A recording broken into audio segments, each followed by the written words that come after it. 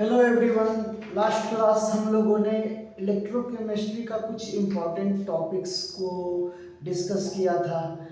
आज हम लोग नर्स्ट इक्वेशन देखेंगे क्या होता है। नर्स्ट इक्वेशन को डिस्कस करेंगे, लेकिन उससे पहले एक छोटा सा टॉपिक छूट गया था इससे पहले वाले वीडियो में, सॉल्ट ब्रिज। तो पहले देखेंगे सॉल्ट ब्रिज क्या होता है, उसके बाद हम लोग डिस्कस करेंगे नर्स्ट इक्वेशन क्या होता है। तो जैसा कि हम लोग को पता है, गैल्वेनिक सेल में क्या होता है, दो कंपार्टमेंट होता है।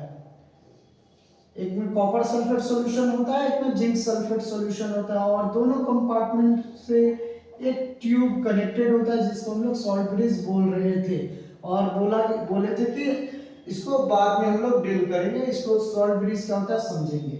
तो सॉल्ट ब्रिज क्या होता है, देखिए सॉल्ट ब्रिज अगर सिंपली बोला जाए तो एक यू शेप ट्यूब होता है, जैसा कि हम लोग देख रहे हैं। Salt bridge is a U shape tube.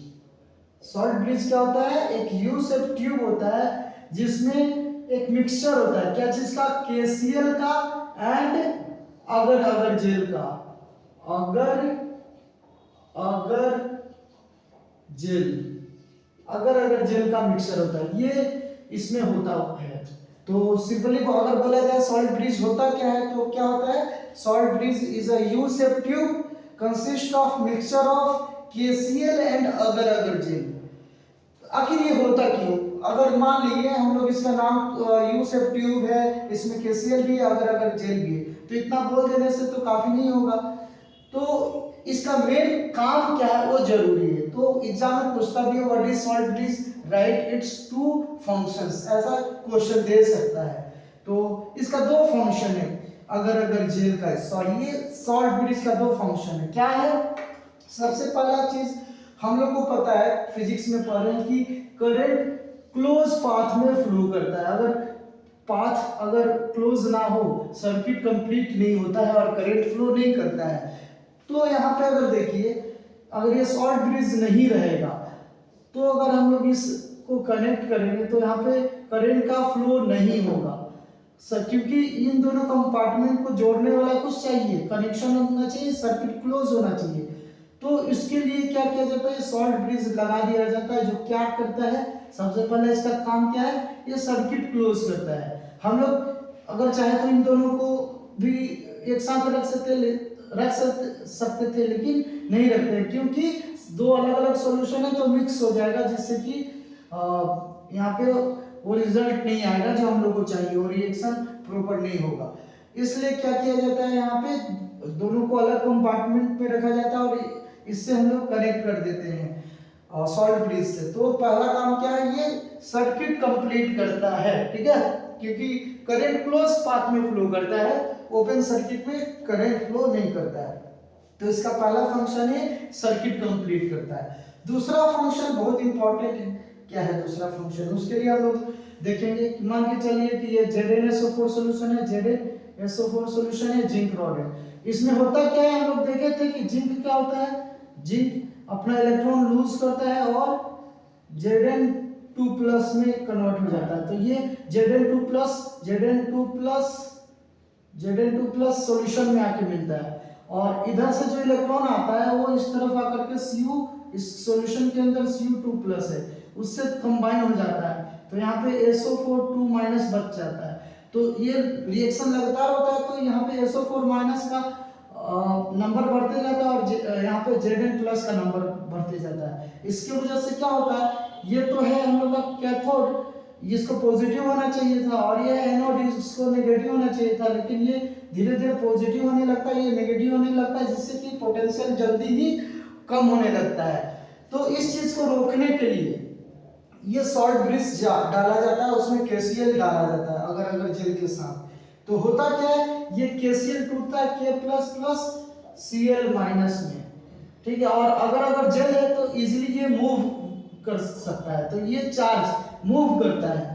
तो ये जो K+ है, ये क्या करता है, यहाँ पे SO4- को न्यूट्रलाइज करता है, न्यूट्रलाइज, ये क्या होता है, K+ इधर आकर के SO4- को न्यूट्रलाइज करता है, और Cl- इधर अट्रैक्ट होता है Zn2+ से, और Zn2+ को न्यूट्रलाइज करता है और इसको इसका पोटेंशियल ड्रॉप होने से बचाता है।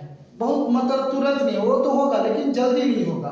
तो इस तरह से क्या होता है, ये इलेक्ट्रिकली न्यूट्रल रहता है। ये क्या करता है, न्यूट्रलिटी को मेंटेन करता है। तो इसका दो फंक्शन है, पहला कि ये सर्किट कंप्लीट करता है, दूसरा क्या है, इलेक्ट्रिकल न्यूट्रलिटी को मेंटेन करता है सॉल्ट ब्रिज में। ठीक है, तो सॉल्ट ब्रिज क्या है, सॉल्ट ब्रिज एक यू शेप ट्यूब होता है जिसमें केसीएल और अगर जेल होता है, दोनों का मिक्सचर होता है। इसका दो काम है, पहला काम क्या है कि ये सर्किट कंप्लीट करता है, और दूसरा क्या है, ये इलेक्ट्रिकल न्यूट्रलिटी को मेंटेन करता है। तो आप लोगों को समझ गए होंगे आप लोग कि सॉल्ट ब्रिज क्या होता है। इसमें अगर पूछेगा तो कोई बड़ा चीज नहीं, अब आप लोग रट भी सकते हैं, तो रटने का अलग ही जरूरत नहीं पड़ेगा।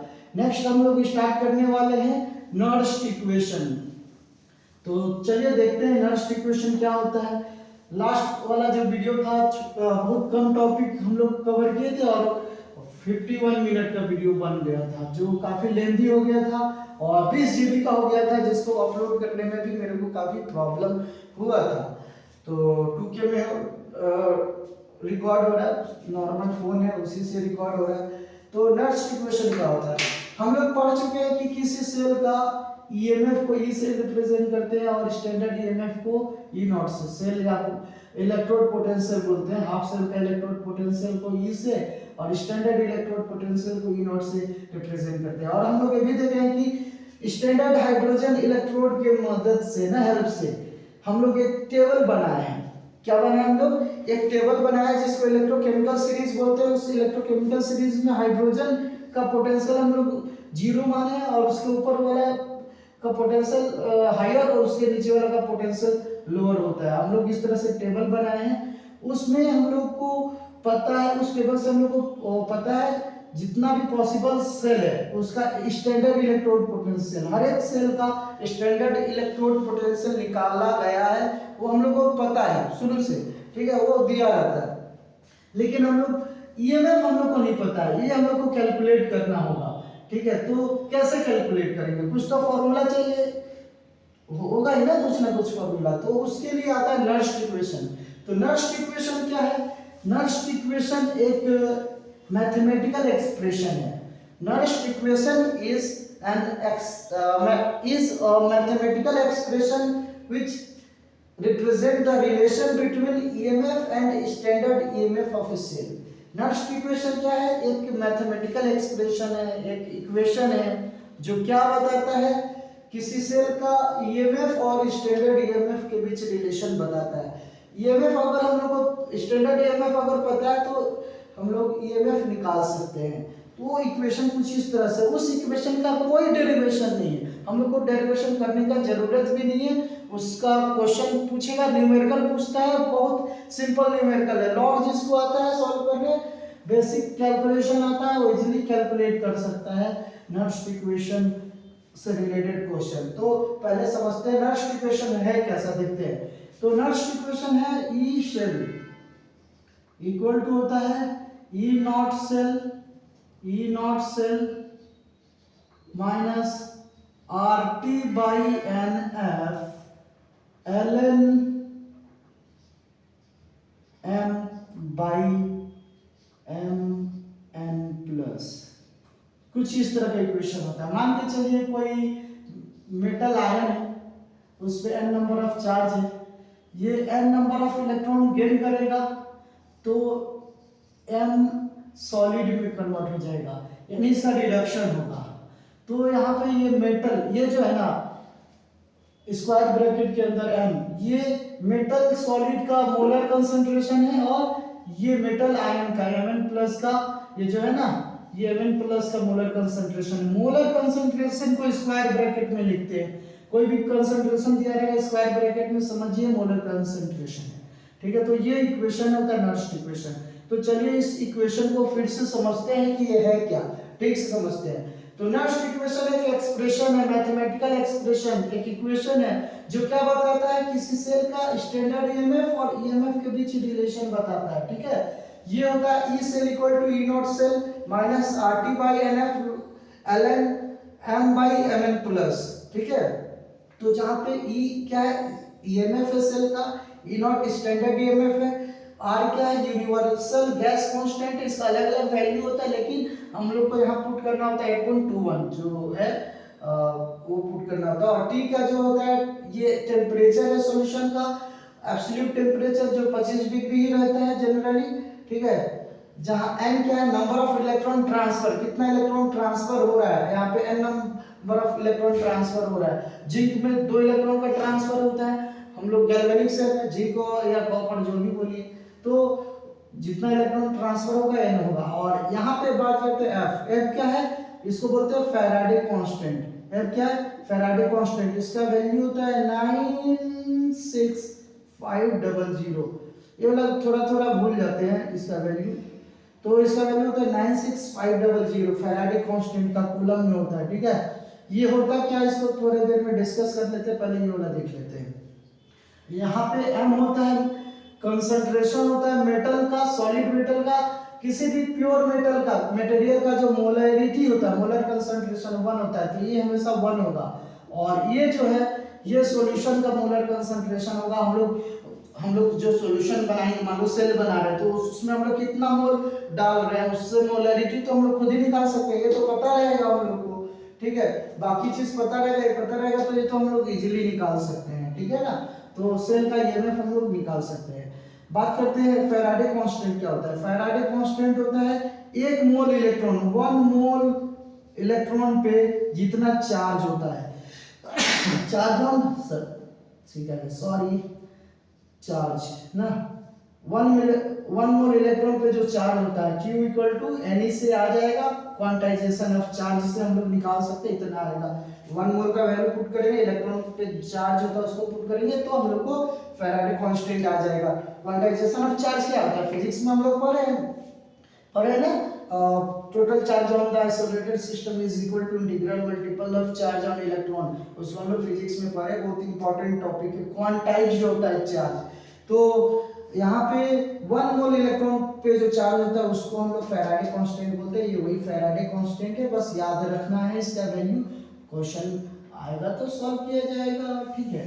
तो फैराडे कांस्टेंट, तो ये इक्वेशन है, इस इक्वेशन को सॉल्व करने का थोड़ा जरूरत है और इसको मॉडिफाई करने की जरूरत है। तो नर्स इक्वेशन क्या है, ये एक्सप्रेशन है, इसको हम लोग थोड़ा सा मॉडिफाई करेंगे, तो देखिए इसको हम लोग कैसे लिख सकते हैं। तो E cell equal to E not cell, इसको ऊपर लेके जाएंगे, इसको नीचे लेके आएंगे, तो क्या हो जाएगा, ये माइनस प्लस में कन्वर्ट हो जाएगा, तो हो जाएगा R T by N F, ये प्लस हो जाएगा l N M N plus divided by M हो जाएगा, क्योंकि log a by b equal to होता है minus log b by a. हम लोग लॉग का प्रॉपर्टी पता होगा तो हम लोग इसे सॉल्व कर सकते हैं, तो उल्टा करेंगे तो ये माइनस प्लस में हो जाएगा। और हम लोग को पता है कि मेटल का, प्योर मेटल का मोलरिटी जो होगा, मोलर कंसंट्रेशन 1 होता है, तो ये 1 हो जाएगा, तो इसको लिखने की जरूरत नहीं है, ये हो जाएगा, ठीक है। तो ये हम लोग का इतना है। और यहाँ पे आर का वैल्यू हम लोग को पता है, टी का वैल्यू पता है, एफ का वैल्यू पता है, तो पुट कर देंगे। ये चेंज होगा, अलग अलग सेल के लिए एन का वैल्यू अलग अलग हो सकता है, तो ये चेंज होगा, तो इसको हम लोग पुट करेंगे, तो ये हो जाएगा E cell equal to E not cell plus 0.0593 या 2 के अप्रॉक्स कुछ होता है, तो हम लोग 3 ले रहे हैं by n number of electron अलग अलग रिएक्शन के लिए अलग अलग हो जाएगा एन।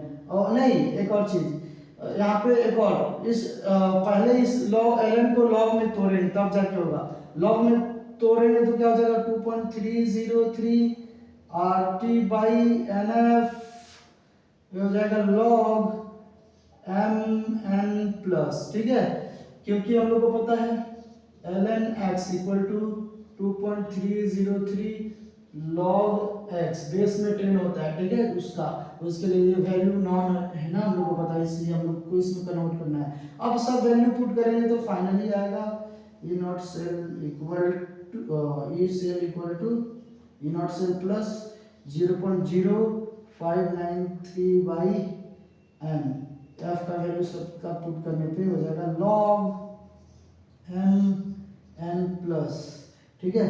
तो ये किसी सेल का के लिए नर्स इक्वेशन आ गया। इस इक्वेशन का यूज करके हम लोग न्यूमेरिकल बनाएंगे। एग्जांपल के लिए बात करते हैं डेनियल सेल का यानी गैल्वेनिक सेल का हम लोग को नट्स इक्वेशन निकालना है, तो क्या करेंगे देखते हैं। चलिए, पूरा बोर्ड ही खाली है तो हम लोग एक जगह क्यों हम लोग बना रहे हैं। तो यहाँ पे देखिए हम लोग क्या करने वाले हैं, ध्यान से देखिएगा, है ना। इधर उधर लेकिन ज्यादा कंफर्ट मिल रहा है। हम लोग को पता है कि डेनियल सेल में क्या होता है, Zn सॉलिड ब्रेक होता है, Zn2 प्लस में एक्वस में, है ना, प्लस 2 इलेक्ट्रॉन रिलीज होता है। ये 2 इलेक्ट्रॉन जाता है Cu2 प्लस एक्वस को क्या कर देता है, रिड्यूस कर देता है, और ये हो जाता है Cu सॉलिड में। तो हम लोग जिंक के लिए अलग निकालेंगे और इसके लिए अलग निकालेंगे, तो क्या हो जाएगा, हम लोग लिखेंगे E Zn slash Zn2 plus, zinc क्या हो रहा है, प्लस हो रहा है, इक्वल टू हो जाएगा। यहाँ पे देखिए सेल के बदले में Zn का ऑक्सीडेशन हो रहा है, ये लिखे हुए हैं हम लोग, यहाँ पे हो जाएगा E not Zn slash Zn2 plus plus 0.0593 by n के बदले में 2 इलेक्ट्रॉन का ट्रांसफर हो रहा है ना, हो जाएगा log Zn2 प्लस, ठीक है, इसका कंसंट्रेशन हो जाएगा, ठीक है। इसको इक्वेशन 1 दे देते हैं। उसी तरह से हम लोग क्या लिख सकते हैं, E Cu2 प्लस, Cu में कन्वर्ट हो रहा है, कॉपर में कन्वर्ट हो रहा है, तो ये हो जाएगा E not Cu2 plus less Cu plus 0.0593 by, इसके लिए भी 2 ही आएगा, सेम ही है, तो हो जाएगा log Cu2 प्लस, ये हो जाएगा इक्वेशन 2। सेल का ईएमएफ क्या होता है, E सेल इक्वल टू क्या होता है, ये होता है E reduction minus E oxidation. तो कॉपर का रिडक्शन हो रहा है, इसका ऑक्सीडेशन हो रहा है, तो दिस माइनस दिस करेंगे तो ये आ जाएगा।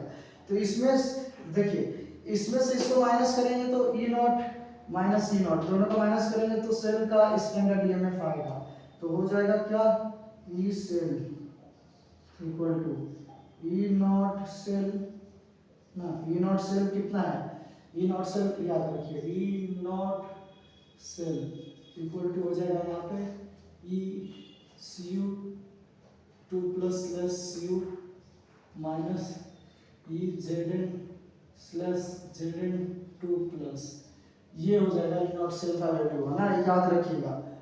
ज़्यादा ऊपर हो गया क्या, और शायद आता होगा, रिकॉर्डिंग में नहीं आता होगा तो जरूरी नहीं है उतना जानना। तो ये हो जाएगा माइनस, इसमें से इसको माइनस किए ये आएगा, इसमें से इसको माइनस करेंगे तो ये पूरा टर्म कॉमन आ जाएगा 0.0593 बाई 2, और this minus this, log a minus log b क्या होता है, log a, log this minus log this क्या होता है, log a minus log b होता है log a बाई b, तो हो जाएगा Cu2 plus by Zn2 plus. तो ये आ जाएगा डेनियल सेल के लिए नट्स इक्वेशन, न्यूमेरिकल देगा, बन जाएगा। किसी सेल के लिए भी देगा न्यूमेरिकल, हम लोग बना सकते हैं, इजीली बना सकते हैं, कोई बड़ा चीज नहीं है। तो ये नट्स इक्वेशन है, तो याद रखिएगा नट्स इक्वेशन क्या होता है। नट्स इक्वेशन एक एक्सप्रेशन है, मैथमेटिकल इक्वेशन है, जो बताता है क्या किसी सेल का ईएमएफ और स्टैंडर्ड ईएमएफ के बीच रिलेशन, साथ में मोलर कंसंट्रेशन भी होता है इलेक्ट्रोलाइट का, दोनों जो इलेक्ट्रोलाइट होगा उसका मोलर कंसंट्रेशन होगा, ये सब तो कांस्टेंट आ जाएगा। ये फाइनल हम लोग का इक्वेशन है डेनियल सेल का। तो जब भी पूछेगा तो एक्सप्लेन कर दीजिए, ये लिख दीजिए, उसके बाद ये बताइए ई सेल क्या, इनर सेल क्या, आर क्या, टी क्या, सब बता दीजिए, ये क्या है बता दीजिए, फाइनल ये लिख दीजिए, बस हो गया हम लोग का नट्स इक्वेशन। अगर पूछता है तो ये सब हम लोग लिख सकते हैं, न्यूमेरिकल देगा तो न्यूमेरिकल कर लेंगे, न्यूमेरिकल अलग से करेंगे हम लोग, शॉर्ट वीडियो में करेंगे या लॉन्ग वीडियो में देखा जाएगा, किया जाएगा। तो ये होता है नट्स इक्वेशन। तो उम्मीद है कि आप लोग को समझ आया होगा, अगर नहीं आया होगा तो माफ कीजिएगा, क्या प्रॉब्लम है क्वेश्चन कीजिएगा। इसका न्यूमेरिकल बहुत ईजी है, बहुत ईजी, बनाइएगा बन जाएगा, और पूछता है, बहुत पूछता है इसका न्यूमेरिकल, ठीक है। तो क्या आज के लिए इतना काफ़ी है, रख दिया जाए, छोड़ दिया जाए। मेरे को नीट का क्वेश्चन भी सॉल्व करना था, वीडियो बनाना था, पता नहीं बना पाएगा कि नहीं। कल एग्ज़ाम है नीट का, तो देखिए हो सकता है कि आज तो नहीं लग रहा है बनेगा, तो जो क्वेश्चन आएगा उसका सॉल्व करके डाला जाएगा। तो आज के लिए इतना ही, टाटा बाय बाय।